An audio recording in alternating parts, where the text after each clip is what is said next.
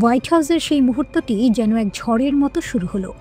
ABC নিউজের একজন reporter দাঁড়িয়ে সরাসরি প্রশ্ন ছুড়ে দিলেন, মিস্টার প্রেসিডেন্ট, আপনার পরিবার কি সৌদি আরবের সঙ্গে ব্যবসা করছে?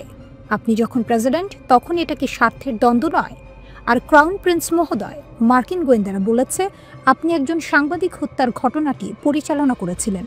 9/11-এ নিহত আমেরিকান পরিবারের মানুষজন খুবই ক্ষুব্ধ যে আপনি আজ ওভাল অফিসে এসেছেন। আমেরিকানরা কেন আপনাদের বিশ্বাস করবে? প্রশ্ন শেষ হতেই ডোনাল্ড ট্রাম্প থেমে গেলেন। এরপর তিনি জিজ্ঞাসা করলেন, তুমি কোন মিডিয়ার? রিপোর্টার বললেন, এবিসি নিউজ স্যার। ট্রাম্প আবারও প্রশ্ন করলেন, কোথায়? রিপোর্টার আবার বললেন, এবিসি নিউজ স্যার। এতেই রেগে গিয়ে ট্রাম্প বললেন, fake news, ABC fake news, মিডিয়ার মধ্যে সবচেয়ে বাজে। তবুও তিনি প্রশ্নের জবাব দিতে শুরু করলেন। ট্রাম্প বললেন, আমার পরিবার কি ব্যবসা করছে তা তাদের বিষয়, তারা সারা দুনিয়ায় ব্যবসা করে, সৌদি আরবের সঙ্গে খুব কম করেছে। আমি প্রেসিডেন্ট হওয়ার পর পারিবারিক ব্যবসা থেকে সম্পূর্ণ সরে এসেছি। আমি আমার সময় দেশের জন্য দিচ্ছি। আমেরিকাকে এত সফল কেউ করতে পারেনি। আমরা $21 ট্রিলিয়ন এনেছি, কেউ করতে পারত না। এরপর তিনি সৌদি আরবের ক্রাউন প্রিন্স মোহাম্মদ বিন সালমানের দিকে ইশারা করে বললেন, এই ভদ্রলোক চমৎকার কাজ করেছেন। আপনি একজন অত্যন্ত বিতর্কিত ব্যক্তিকে নিয়ে প্রশ্ন করছেন। অনেকেই তাকে পছন্দ করতেন না, কিন্তু যেসব ঘটনা ঘটেছিল এরা তার কিছুই জানতেন না। তাই আমার অতিথিকে বিব্রত করার দরকার নেই। ট্রাম্পের কথা শেষ হতেই আবারও রিপোর্টার একই প্রশ্ন তুললেন। তখন ট্রাম্প আরও বিরক্ত হয়ে আবার বললেন, তুমি কোন মিডিয়ার? এবিসি? হ্যাঁ, এবিসি তো সবচেয়ে খারাপ। এবার কথা বলার সুযোগ চাইলেন সৌদি ক্রাউন প্রিন্স মোহাম্মদ বিন সালমান, এমবিএস। শান্ত স্বরে তিনি বললেন, 9/11 ঘটনায় আমেরিকার পরিবারগুলোর কষ্ট আমি বুঝতে পারি, কিন্তু বাস্তবতা হলো বিন লাদেন সৌদি নাগরিকদের ব্যবহার করেছিলেন শুধু একটি কারণেই, আমেরিকা সৌদি সম্পর্ক নষ্ট করা। তিনি জানতেন শক্ত সম্পর্ক চরমপন্থাকে দুর্বল করে দেয়। তাই যে কেউ এই সম্পর্ক নিয়ে সন্দেহ ছড়ালে সে আসলে বিন লাদেনের উদ্দেশ্য পূরণ করছে। সাংবাদিক হত্যার ঘটনাটি আমাদের জন্য খুবই বেদনার। কেউ আইন বহির্ভূতভাবে মারা গেলে তা আমাদেরকেও কষ্ট দেয়। আমরা তদন্ত করেছি, ব্যবস্থা নিয়েছি এবং সিস্টেম বদলেছি যেন এমন ঘটনা আর না ঘটে। এটা একটা বড় ভুল ছিল আর আমরা চেষ্টা করছি যাতে ভবিষ্যতে এমন না হয়। তার কথা শেষ হওয়ার পর আবার ট্রাম্প সাংবাদিককে আক্রমণ করে বললেন, তুমি খুব খারাপ রিপোর্টার। তোমার প্রশ্ন করার ধরনটাই সমস্যা। তুমি এমন একজন সম্মানিত ব্যক্তিকে অপমান করার মতো প্রশ্ন করছো। একই প্রশ্ন ভদ্রভাবে জিজ্ঞেস করা যেত। কেউ তোমাকে উস্কে দিয়েছে, এবিসি সবসময় এমন করে। তুমি খুব খারাপ মানুষ এবং খারাপ রিপোর্টার।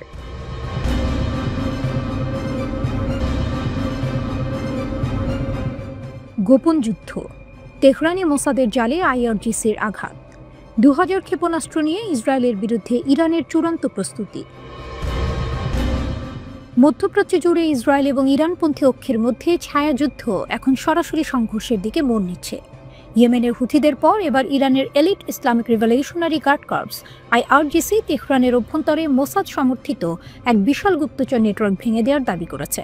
এই ঘটনা ঘটেছে এমন এক সময়ে যখন মার্কিন সংবাদ মাধ্যম রিপোর্ট করছে যে ইরান ও ইসরায়েলের মধ্যে একটি সর্বাত্মক যুদ্ধ আসন্ন। ডাচ গার্লের আড়ালে মোসাদের গুপ্তচর। আইআরজিসি ইন্টেলিজেন্স ইউনিট এক রোমহর্ষক অভিযানের মাধ্যমে ব্যাকডোর নামে পরিচিত একটি হ্যাকিং গ্রুপের নেতাকে গ্রেফতার করার দাবি করেছে। এই নেতা অনলাইনে ডাচ মেয়ে নামক এক ভুয়া পরিচয়ের আড়ালে কাজ করত, যেখানে মহিলাদের সমস্যা নিয়ে আলোচনা করা হতো। প্রাথমিক জিজ্ঞাসাবাদে জানা গেছে এই তরুণী ইরানি ব্যক্তিটি মূলত ক্রিপ্টোকারেন্সির মাধ্যমে অর্থ উপার্জন করার লোভে পড়ে মোসাদের নেটওয়ার্ককে ইরানি নিরাপত্তা সংক্রান্ত গোপন তথ্য সরবরাহ করত। এই হ্যাকিং গ্রুপটির নাম এসেছিল 2022 সালে, যখন তারা তথাকথিত ইরানি নৈতিকতা পুলিশ কর্মকর্তাদের তথ্য ফাঁস করে খ্যাতি অর্জন করেছিল। আইআরজিসির তদন্তে আরও চাঞ্চল্যকর তথ্য উঠে এসেছে। ব্যাকডোর শুধু একা নয়, এটি ছিল ল্যাব ডুকটেগান নামে ইসরায়েলপন্থী একটি আরও বিপজ্জনক গুপ্তচর নেটওয়ার্কের অংশ। এই নেটওয়ার্কটি গর্ব করে টেলিগ্রামে তথ্য দিত যে তারা ইরানের অভ্যন্তরে লক্ষ্যবস্তুতে গোয়েন্দা তথ্য সংগ্রহ করেছে। তেহরানের অভ্যন্তরে ইসরায়েলি গোয়েন্দাগিরির এই বিশাল জাল উন্মোচিত হওয়ায় পরিস্থিতি এখন বিস্ফোরণোন্মুখ। হুথিদের ডাবল স্ট্রাইক, মার্কিন সৌদি যোগসাজশ। তেহরানের এই ঘোষণার একদিন আগেই ইয়েমেনি হুথিরা একটি আরও বৃহত্তর গুপ্তচর নেটওয়ার্ক উন্মোচনের দাবি করে আন্তর্জাতিক মহলে আতঙ্ক সৃষ্টি করেছিল। তারা সরাসরি মার্কিন সিআইএ, ইসরায়েলের মোসাদ এবং সৌদি আরবের জেনারেল ইন্টেলিজেন্স প্রেসিডেন্সিকে গুরুত্বপূর্ণ তথ্য চুরির জন্য এই কথিত গুপ্তচর নেটওয়ার্ক ব্যবহারের অভিযোগ এনেছে। ইরান ও হুথিদের এই পরপর গুপ্তচর নেটওয়ার্ক উন্মোচনের দাবি প্রমাণ করে যে এই ইরানপন্থী অক্ষটি ইসরায়েলি গোয়েন্দা কার্যক্রমকে এখন একটি সর্বাত্মক হুমকি হিসেবে দেখছে এবং এর বিরুদ্ধে সমন্বিতভাবে পাল্টা আঘাত হানছে। ইরানের চূড়ান্ত শক্তি, 2000 ক্ষেপণাস্ত্রের প্রস্তুতি। এই সমস্ত ঘটনার চূড়ান্ত পরিণতি কি হতে পারে তা নিয়ে এখন বিশ্বজুড়ে জল্পনা। দ্য নিউ ইয়র্ক টাইমসের রিপোর্ট বলছে, মধ্যপ্রাচ্যের বিশেষজ্ঞ ও কর্মকর্তাদের উদ্ধৃতি অনুসারে ইসরায়েল ও ইরানের মধ্যে একটি নতুন যুদ্ধ আসন্ন। ইরানের শক্তি।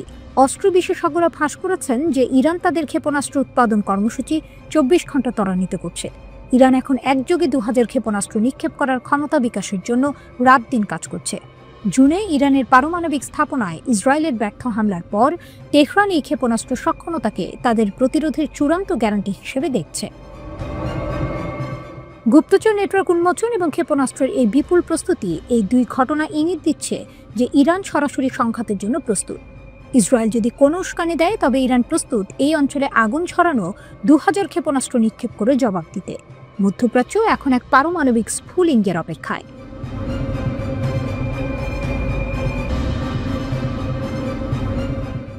যুদ্ধ কি আসন্ন? 24 ঘন্টায় চলছে ইরানের গোপন মিসাইল কারখানা। ইসরায়েলের দিকে তাক করে 2000 ক্ষেপণাস্ত্র। মধ্যপ্রাচ্যে যুদ্ধের দামামা বাড়ছে। ডোনাল্ড ট্রাম্প দাবি করেছিলেন সামরিক আঘাতে ইরানের পরমাণু কর্মসূচি ধ্বংস করে দিয়েছেন। কিন্তু সবটাই কি ধোঁকা? আঞ্চলিক সূত্র ও গোয়েন্দাদের দাবি, ইরান এখন আরও ভয়ঙ্কর রূপে ফিরেছে। তাদের গোপন মিসাইল কারখানাগুলোতে এখন দিনরাত চলছে চরম তৎপরতা। 2015 সালের পরমাণু চুক্তি ভেঙেছে, নিষেধাজ্ঞা ফিরে এসেছে। যুক্তরাষ্ট্র বলেছিল ইরানের মেরুদণ্ড ভেঙে দিয়েছে, কিন্তু ইসরায়েলি নিরাপত্তা কর্মকর্তারা বলছেন চিত্রটা একদম আলাদা। ইউরেনিয়াম মজুদ ধ্বংস হয়নি, বরং সেগুলো আরও গোপন স্থানে সরিয়ে ফেলা হয়েছে।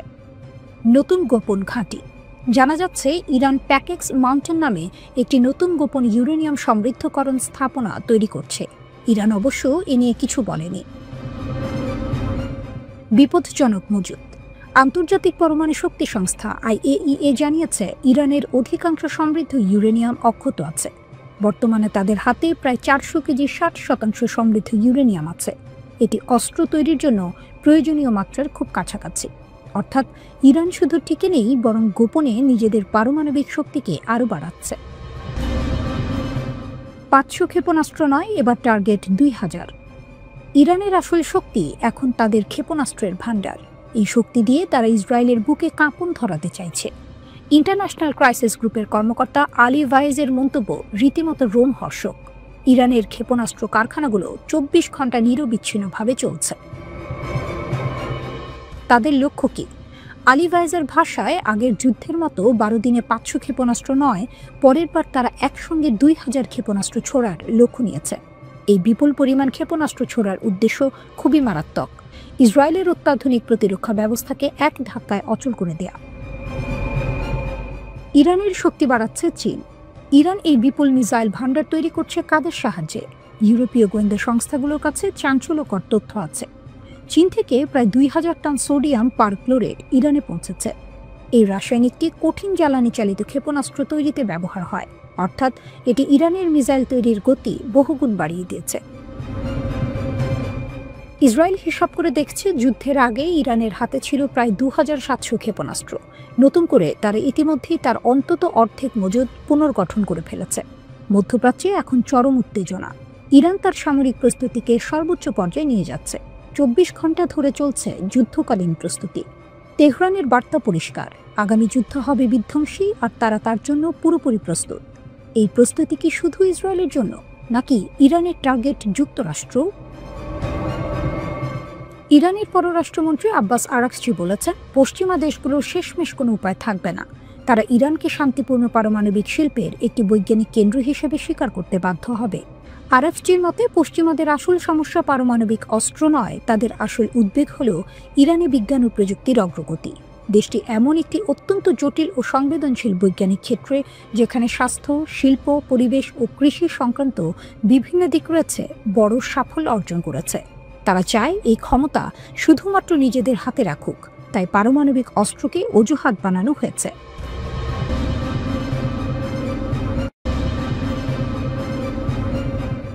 ইস্তাম্বুল, তুরস্ক।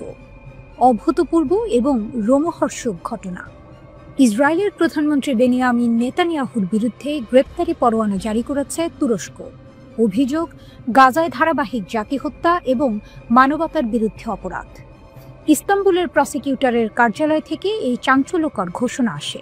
আন্তর্জাতিক রাজনীতিতে এটি এক ভয়াবহ মোড়। তুরস্কের টার্গেট ইসরায়েলের শীর্ষ নেতৃত্ব।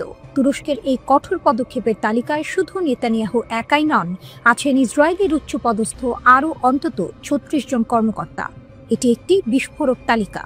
প্রতিরক্ষামন্ত্রী ইসরায়েল কাটস, জাতীয় নিরাপত্তা মন্ত্রী ইতামার বেন গভির, সেনাপ্রধান লেফটেন্যান্ট জেনারেল আইয়াল জামির।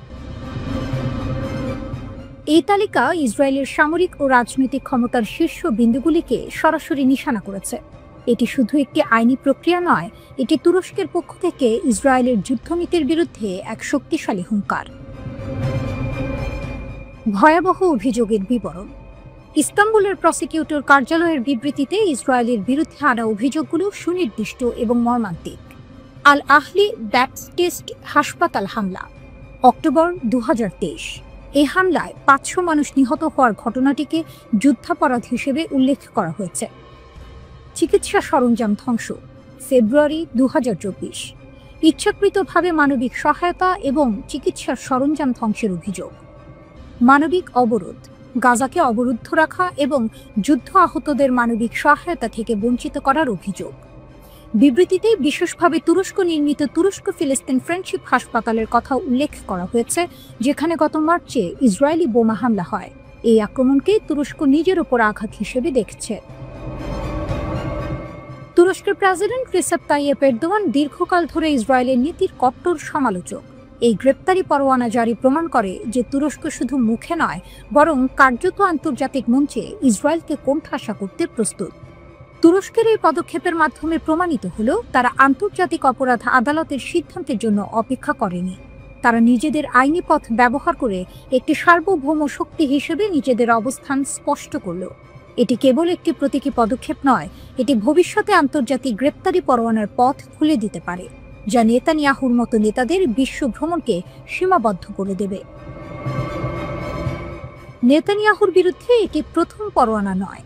এর প্রায় ১ বছর আগে আইসিসি নেতানিয়াহু ও সাবেক প্রতিরক্ষামন্ত্রী ইয়োভ গ্যালান্টের বিরুদ্ধে সম্ভাব্য যুদ্ধাপরাধের অভিযোগে পরোয়ানা জারি করেছিল। গাজায় গণহত্যার অভিযোগে দক্ষিণ আফ্রিকা আন্তর্জাতিক বিচার আদালতে যে মামলা করেছে, সেখানেও তুরস্ক গুরুত্বপূর্ণ সহযোগী হিসেবে যুক্ত হয়েছে। এই পদক্ষেপগুলো মিলে ইসরায়েলের ওপর আন্তর্জাতিক চাপের একটি ঘূর্ণিঝড় তৈরি করেছে। প্রতিক্রিয়া, ইসরায়েল ও হামাস। ইসরায়েলের প্রতিক্রিয়া ছিল তীব্র ও ঘৃণাপূর্ণ। পররাষ্ট্রমন্ত্রী গিডিয়ন সার এই পদক্ষেপকে প্রচারণার কৌশল বলে প্রত্যাখ্যান করেছেন। ইসরায়েল এটিকে আইনি পদক্ষেপের বদলে রাজনৈতিক চাল হিসেবে দেখছে। অন্যদিকে ফিলিস্তিনের সশস্ত্র গোষ্ঠী হামাস এই ঘোষণাকে আন্তরিক অবস্থান এবং মানবিক আচরণ হিসেবে স্বাগত জানিয়েছে।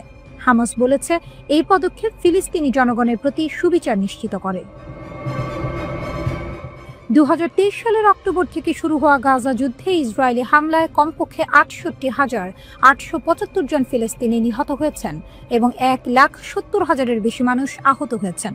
তুরস্কের এই আইনি পদক্ষেপ আন্তর্জাতিক স্তরে নেতানিয়াহুকে কতটা চাপের মুখে ফেলে এবং আন্তর্জাতিক পুলিশ সংস্থা ইন্টারপোল এই পরোয়ানার বিষয়ে কী অবস্থান নেয়, তা জানতে অপেক্ষা করতে হবে।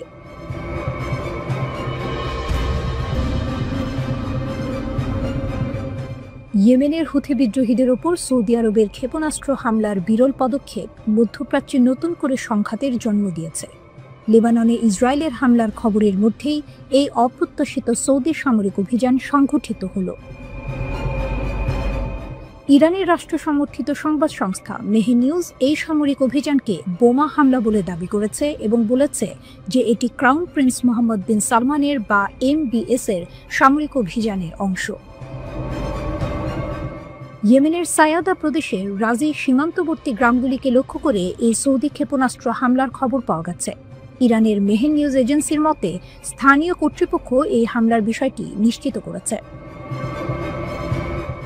ইরান ইয়েমেনের আনসারুল্লাহ হুথি বিদ্রোহীদের সে দেশের বৈধ শাসক হিসেবে গণ্য করে এবং তাদের সঙ্গে তেহরানের ঘনিষ্ঠ সম্পর্ক রয়েছে বলে মনে করা হয়। মেহের নিউজ আরও জানায় যে স্থানীয় কর্তৃপক্ষ সীমান্তের কাছাকাছি আবাসিক এলাকায় একাধিক ক্ষেপণাস্ত্র নিক্ষেপের বিষয়টি নিশ্চিত করেছে। কর্মকর্তারা রিপোর্ট করেছেন হামলাটি বুধবার রাজি জেলার বেসামরিক অঞ্চলে ঘটেছে।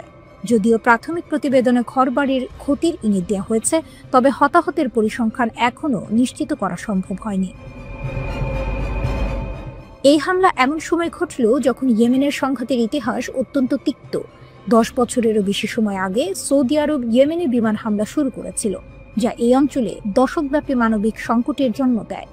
এই সৌদি নেতৃত্বাধীন জোট অন্যান্য উপসাগরীয় রাজ্যগুলিকে নিয়ে সানাতে বোমা হামলা চালায়, যার ফলে 24,000-এরও বেশি মানুষের প্রাণহানি ঘটে এবং ইয়েমেন কার্যত টুকরো টুকরো হয়ে যায়।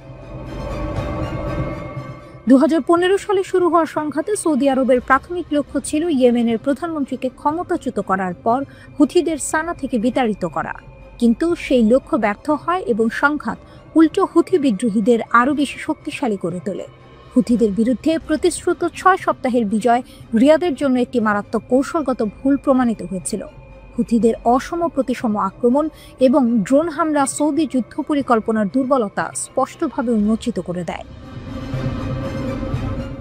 সৌদি সামরিক হস্তক্ষেপ শেষ পর্যন্ত ব্যর্থ হয় এবং ইয়েমেন বর্তমানে রাজনৈতিকভাবে খণ্ডিত ও অর্থনৈতিকভাবে ভেঙে পড়েছে।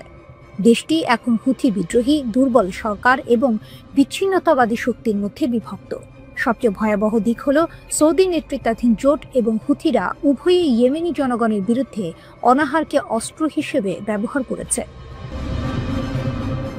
হুথি বিদ্রোহী শক্তিগুলোকে একত্রিত করার লক্ষ্যে নেওয়া রিয়াদ চুক্তি এবং রাষ্ট্রপতি পরিষদ বছরের পর বছর ধরে ব্যর্থ হয়েছে।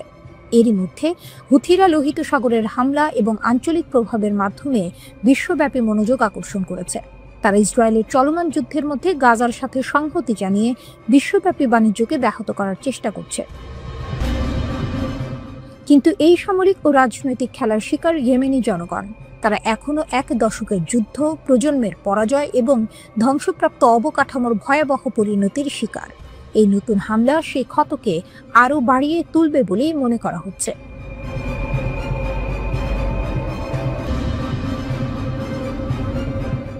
একটা সময় ছিল যখন আকাশে আধিপত্য মানেই ছিল মার্কিন যুক্তরাষ্ট্র। তাদের F-22, F-35-এর জন্য রাডারের চোখ এড়িয়ে যাওয়া যেন জন্মগত অধিকার। কিন্তু আজ এই মঞ্চে চীন নতুন খেলার জন্ম দিতে চাইছে। এ কেমন পরিবর্তন? ওয়াশিংটনের কপালে আজ স্পষ্টতই চিন্তার ভাঁজ। যে প্রযুক্তিকেই তারা নিজেদের দুর্ভেদ্য দুর্গ মনে করত, আজ সেই দুর্গের দেয়াল ভেদ করার স্পর্ধা দেখাচ্ছে বেইজিং। যখন বিশ্বমঞ্চে কূটনীতির দাবা খেলায় ট্রাম্পের হাতে কিছু না থাকার হতাশা স্পষ্ট, ঠিক তখনই শি জিনপিংয়ের নীরবতা যেন ভবিষ্যতের এক শক্তিশালী ঘোষণার প্রতিচ্ছবি। চীন জানে তারা কি চায় এবং পশ্চিমারা জানে এই নতুন খেলায় চীন রাশিয়া জোটের উত্থান এ কোনো সাধারণ ঘটনা নয়।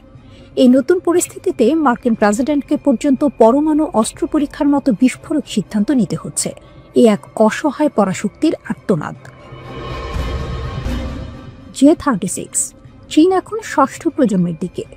শত্রুর রাডারকে ধোঁকা দেওয়ার সেই স্টেলথ প্রযুক্তির মুকুটটা এতদিন ছিল যুক্তরাষ্ট্রের মাথায়, কিন্তু দেখুন চীন কি গতিতে, কি দৃঢ়তায় সেই মুকুট দখলের দিকে এগিয়ে চলেছে। এ যেন ময়দানের মাঝখান দিয়ে এক দুর্বার দৌড়। চীনের হাতে এখন ষষ্ঠ প্রজন্মের যুদ্ধ বিমান তৈরির 2টি প্রকল্প, আর তার মধ্যে একটি সেই J-36, যার নতুন প্রোটোটাইপ সম্প্রতি চীনের আকাশ ছুঁয়েছে।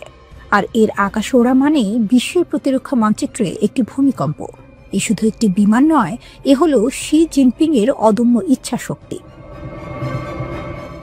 সামাজিক মাধ্যমে সেই বিশাল 3 ইঞ্জিন বিশিষ্ট স্টেলথ বিমানের ছবি ছড়িয়ে পড়ার পর থেকেই ঝড়ে উঠেছে সমরাষ্ট্র শিল্পে। J-36 ডানা মেলাচ্ছে। এটি প্রথম প্রকাশের মাত্র 10 মাসের মধ্যে দ্বিতীয় সংস্করণের উড্ডয়ন। এ এক বিস্ময়কর গতি। নতুন intake design, landing gear, exhaust layout সবই পরিবর্তিত। কেবল আগের সংস্করণের সেই ডেল্টা আকৃতির ডানা এবং পাশাপাশি বসার ককপিট নকশা অক্ষত। এটি যেন চীনের নতুন আকাশ শাসনের সিলমোহর। এই নতুন প্রজন্মের যুদ্ধ বিমানগুলি শুধুমাত্র উঠতে পারলেই হবে না, এদেরকে মনুষ্যবিহীনভাবে বিমান বা ড্রোনকে নিয়ন্ত্রণ করতে সক্ষম হতে হবে। J-36 এর মাঝেও সেই একই আমেরিকান ধাঁচের দক্ষতার ছাপ। এখন পরিসংখ্যানের দিকে তাকান। ওয়াশিংটনের কাছে যখন 185টি F-22 এবং 400টি F-35, সেখানে চীনের হাতে 300 এর বেশি J-20। আর সবচেয়ে বড় কথা, চীন প্রতি 8 দিনে একটি নতুন বিমান তৈরি করছে, যেখানে যুক্তরাষ্ট্রের F-35 এর বার্ষিক উৎপাদন হার মাত্র 140টি। সময় কি ফুরিয়ে আসছে? আমেরিকান আধিপত্যের সেই সোনালী সময় কি তবে গধূলি আলোয় ফিকে হয়ে আসছে? এই গতি যদি অব্যাহত থাকে, তাহলে আগামী 23 বছরের মধ্যে চীন বিমান উৎপাদনে যুক্তরাষ্ট্রকে পেছনে ফেলতে পারে। এশিয়া যদি এই গতিতে ভবিষ্যৎ প্রজন্মের যুদ্ধ বিমান তৈরি করতে থাকে, তাহলে পশ্চিমা দেশগুলি কেবল দর্শকের ভূমিকায় থাকবে। ইতিহাসের পাতায় দ্বিতীয় বিশ্বযুদ্ধের পর এই প্রথমবার মার্কিন যুক্তরাষ্ট্র হয়তো আকাশে তাদের সেই একচ্ছত্র আধিপত্য হারাতে চলেছে। এ যেন ফুটবলের মাঠে শেষ বাঁশি বাজার ঠিক আগের মুহূর্ত। সবাই স্থির, রুদ্ধশ্বাস। নতুন এক পরাশক্তি তাদের সামরিক পেশি দেখাতে প্রস্তুত। পশ্চিমারা দুশ্চিন্তায়, চীন নীরব, আর আকাশে সেই J-36 যেন নতুন এক ইতিহাসের জন্ম দিচ্ছে।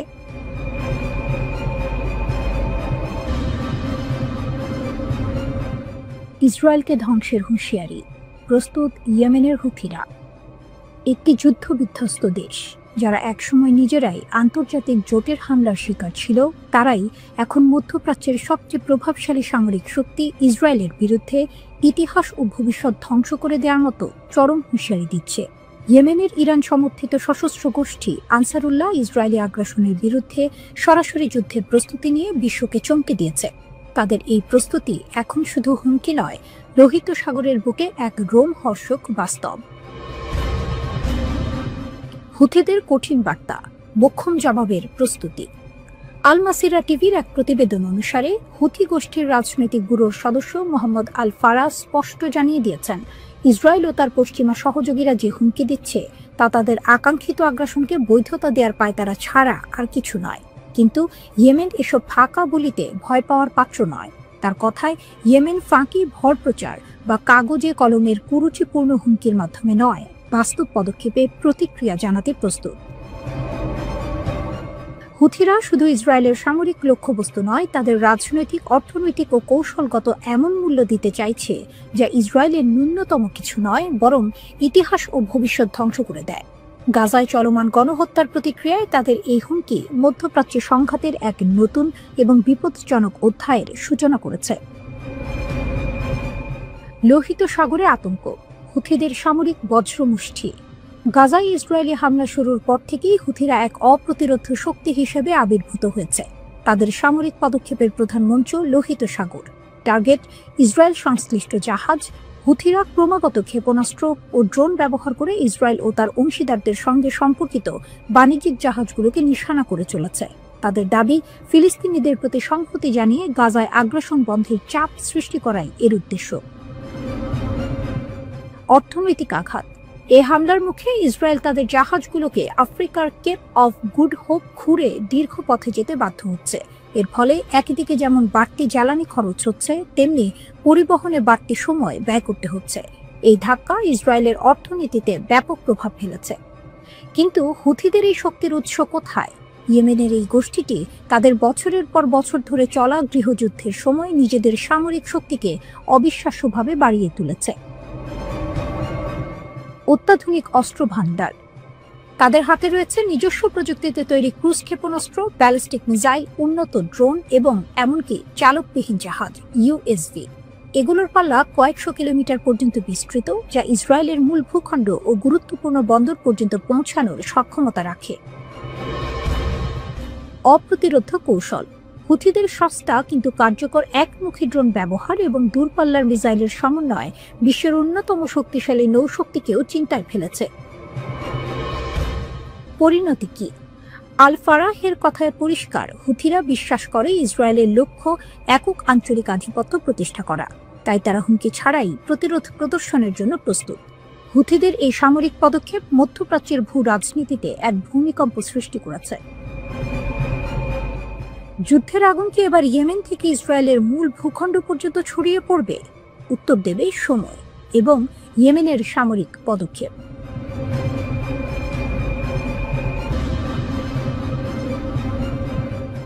আকাশে হঠাৎ দেখা গেল উড়ন্ত চাকতি। সময়টা জুলাই 1947। আমেরিকার শহর থেকে শহরে মানুষ বলতে লাগলো, আমরা কিছু দেখেছি, উড়ন্ত অজানা কিছু ইউএফও। সব শুরু 1 মাসের আগের এক বিকেলে। বেসরকারি পাইলট কেনেথ আর্নল্যান্ড বলেছিলেন তিনি দেখেছেন 9টি চকচকে বস্তু সিয়াটলের পাহাড়ের কাছে দ্রুত ছুটে যাচ্ছে, প্রতি ঘন্টায় প্রায় 2000 কিলোমিটার বেগে। এরপর যেন গোটা আমেরিকা পাগল হয়ে গেল। দেশ জুড়ে হাজারো মানুষ দাবি করতে লাগলো তারাও দেখেছে উড়ন্ত চাকতি। সংবাদ মাধ্যম গর্জে উঠল প্রশ্নে, আকাশে কি ঘুরে বেড়াচ্ছে? এমন সময় নিউ মেক্সিকোর এক সাধারণ কৃষক ম্যাক ব্রাজেল মনে পড়ল 3 সপ্তাহ আগে তার ক্ষেতে অদ্ভুত কিছু পাওয়া গিয়েছিল। টিন ফয়েল, রাবার আর পাতলা কাঠের টুকরো। তিনি টুকরোগুলো নিয়ে গেলেন স্থানীয় থানায়। এ খবর পৌঁছালো রসওয়েল আর্মি এয়ারফিল্ডে। সেখানকার কমান্ডার কর্নেল উইলিয়াম ব্যানজার্ড ঘোষণা দিলেন, উড়ন্ত চাকতির গুজব এবার সত্যি হলো, আমরা একটি ডিস্ক উদ্ধার করেছি। সারা আমেরিকা স্তম্ভিত। মনে হলো এবার এলিয়েনের অস্তিত্ব প্রমাণিত। কিন্তু পরদিন সেনাবাহিনী হঠাৎ মুখ ফিরিয়ে বলল, না, ওটা কোনো ইউএফও নয়, ওটা কেবল একটা আবহাওয়ার মাপার বেলুন। ছবি প্রকাশ করলো এক অফিসার হাতে ধরে আছে সেই টুকরো। মিডিয়া চুপ, গল্প শেষ। কিন্তু শেষটা কি সত্যিই শেষ ছিল? রসওয়েল রহস্যের পুনর্জন্ম। 3 দশক পরে 1970-এর শেষের দিকে ফের উঠল গুঞ্জন। বলা হলো একটি ভিনগ্রহের মহাকাশযান বিদ্যুৎ চমকে ধ্বংস হয়েছিল, আর সেনারা উদ্ধার করেছে মৃত এলিয়েনদের দেহ। 1980 সালে প্রকাশিত হয় বই দ্য রসওয়েল ইনসিডেন্ট। লেখক মেজর জেসি মার্সেল দাবি করেন, আমি যেসব ধ্বংসাবশেষ দেখেছি তা পৃথিবীতে তৈরি নয়। এরপর থেকেই রসওয়েল হয়ে যায় কিংবদন্তি। লোককথা ছড়িয়ে পড়ে এক জীবিত এলিয়েনকে নাকি গোপনে রাখা হয়েছে এক রহস্যময় স্থানে। সেই স্থানের নাম এরিয়া 51। এরিয়া 51 রহস্যের মরুভূমি। নেভাদার জনশূন্য মরুভূমির মাঝে অবস্থিত এই খাঁটি। চারপাশে তারের বেড়া, বোর্ডে লেখা অনধিকার প্রবেশে গুলি চালানো হবে। 2019 সালে পডকাস্টার জো রোগান সাক্ষাৎকার নেন বব লাজার নামে এক ব্যক্তির, যিনি দাবি করেন, আমি এরিয়া 51-এ কাজ করেছি। সেখানে ছিল একটি উড়ন্ত চাকতি। আমাদের কাজ ছিল এলিয়েন প্রযুক্তি উল্টোভাবে বিশ্লেষণ করা।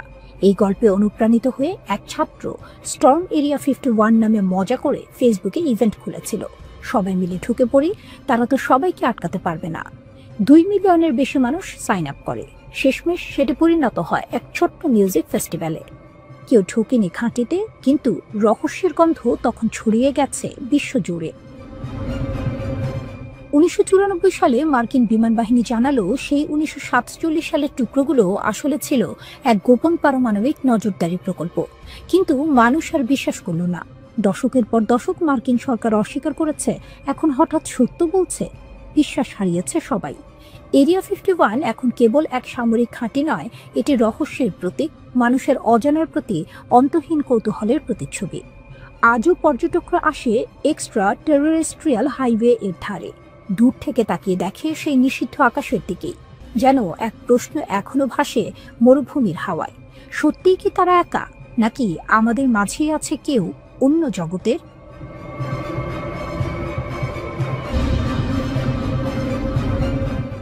ইরান রাশিয়ার নতুন রেল কৌশল।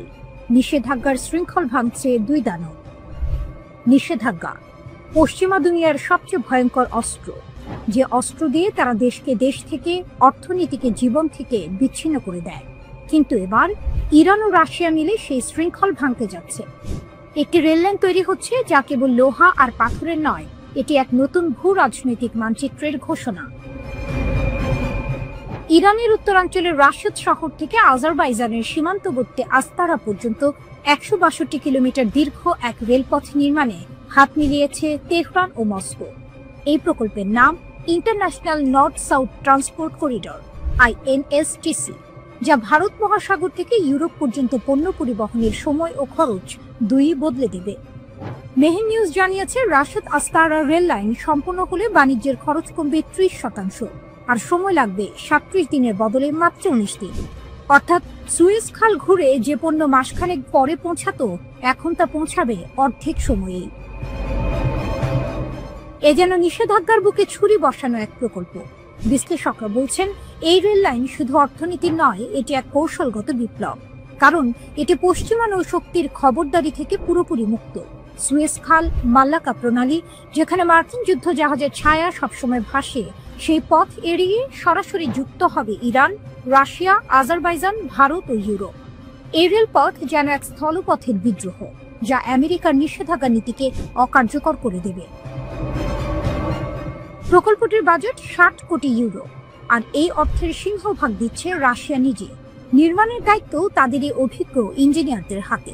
তেহরান বলছে, এই রেলপথ তৈরি হলে ইরান আর কখনোই পশ্চিমা অবরোধে হাঁটু গেড়ে বসবে না। রাশিয়া বলছে, আমরা সমুদ্র পথে আটকে পড়ব না, আমরা রেলপথে জয় করব বিশ্বকে। এই রেল করিডোরের সবচেয়ে গুরুত্বপূর্ণ দিক হলো এটি পশ্চিমা নৌশক্তির প্রভাব থেকে পুরোপুরি মুক্ত। সুয়েজ খাল বা মালাক্কা প্রণালীর মতো সামুদ্রিক পথে আমেরিকা যে খবরদারি চালায়, এই রেলপথ চালু হলে তা থেকে মুক্তি পেতে পারে রাশিয়া ও ইরান। এটি দুই দেশকে একটি সমান্তরাল অর্থনৈতিক ব্যবস্থায় বিচ্ছিন্ন দেশ থেকে অর্থনীতির গুরুত্বপূর্ণ খেলোয়াড়ে পরিণত করতে পারে। এই করিডোর কেবল পরিবহন প্রকল্প নয়, এটি এক অর্থনৈতিক প্রতিশোধের রূপকথা, যেখানে নিষেধাজ্ঞায় ক্লান্ত দুই দেশ নিজেদের ভাগ্য নতুন করে লিখছে লোহার রেল লাইনের উপর দিয়ে। যে পথে ট্রেন ছুটবে তার শব্দে থাকবে চ্যালেঞ্জ, তোমরা আমাদের থামাতে চেয়েছিলে, কিন্তু আমরা পথে বদলে ফেলেছি। রাশিয়া থেকে আস্তারা, এই লাইন শুধু দুটো শহরকে নয়, সংযুক্ত করবে এক ভিন্ন দুনিয়াকে। এক দুনিয়া যেখানে আমেরিকার নিষেধাজ্ঞা হারিয়ে যাবে ইস্পাতের ঝনঝন শব্দে, আর উঠবে নতুন এক সূর্য, ইরান ও রাশিয়ার ঐক্যের সূর্য। বিশ্ব রাজনীতির মানচিত্রে এই রেল লাইন এক নতুন রেখা টানছে। সেই রেখা বলে দিচ্ছে, পশ্চিম যতই অবরোধ দিক না কেন, পূর্ব তার পথ নিজেই তৈরি করে নেয়। এই রেল লাইন কেবল পথ নয়, এটি প্রতিরোধের প্রতীক। এটি ইরান ও রাশিয়ার প্রতিশোধের ট্রেন, যার ধোঁয়ায় হারিয়ে যাবে নিষেধাজ্ঞার দেয়াল।